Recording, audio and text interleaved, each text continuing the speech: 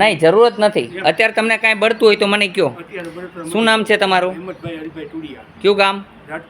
રાજકોટ. અત્યારે તમને પગના તળિયાની બળતરા હતી તો વહી ગઈ. કેટલો ટાઈમ લીધો મેં? તમે કોઈ પણ ડૉક્ટર પાસે જાઓ તો આ કરી શકશે? આટલી વારમાં કરી શકશે? કોઈ પણ દવા આવશે? પછી તમારું નાક બંધ હતું તો નાક ખોલવામાં કેટલો ટાઈમ લીધો? અડધી મિનિટ લીધી? બરાબર છે. તો આ ડૉક્ટરથી થઈ શકશે? હા, એમ આવું હનુમાનજીનું કામ છે. બરાબર છે.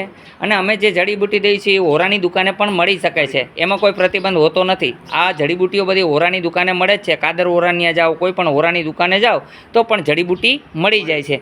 એમાં કોઈ પ્રકારનો પ્રતિબંધ હોતો નથી, કારણ કે એક ઓહળિયા છે. ઓહળિયા કોઈ પણ જગ્યાએ મળે. આમાં અને જે અમે દવા વેચીએ છીએ ઓહળિયાની છે, અને ગમે ત્યારે આમાં સિરોડની દવા કે કોઈ મિક્સ મળી જાય તો મારા વિરુદ્ધ કોઈ ગુનો કરી શકો છો, અને મોતનો પણ દાવો દઈ શકો છો કે મને જીવતા સમાધિ લગાડજો. મારી એક જ ઈચ્છા છે, જગત કલ્યાણ કરવું. પૈસાનો કોઈ સ્વાર્થ છે નહીં.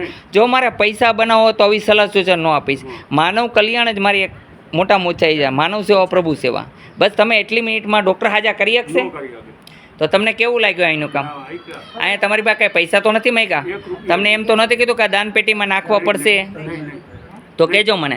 અહીંયા કાંઈ પૈસા વધે છે તો એની માટે પણ હું સેવા કરું છું. કાંઈ વધતું હોય તો ગૌશાળામાં જ ઉપયોગ કરું છું. બાકી જો મશીન ફિટ કરવી દીધા, પૈસા વધ્યા હોય એના, કે જેને કારણે માણસ ચા પી શકે ને આજે ફિટ થઈ ગયા છે, તમે જોઈ શકો છો બધાય.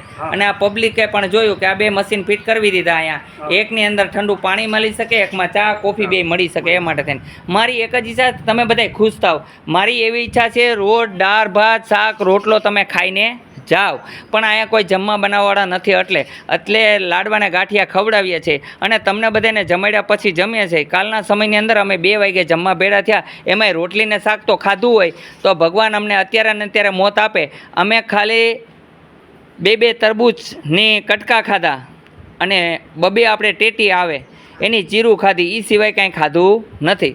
અને પછી તાત્કાલિક કામે લાગી ગયા અને પછી આ બધું પૂરું થયું. પછી રોટલીને શાક, ડુંગળી હતી તેનું બનાવી અને અમે ખાધું રાતે. બરાબર છે. આવું કામ કરીએ છતાંય જો કોઈ અમારો અપરાધ કે ગુનો લાગતા હોય તો તમે કહી શકો. આપને કેમ છે અત્યારે? હા, અમને બંધ કરી દેશું. હો ને? તમને કેમ છે માજી? સારું છે? તમને સારું છે બેન? બોલો જય હનુમાન બધાય.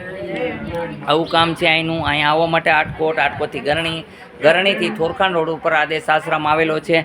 અહીંનો સમય સવારે 9 થી 12, સાંજે 4 થી 6 છે.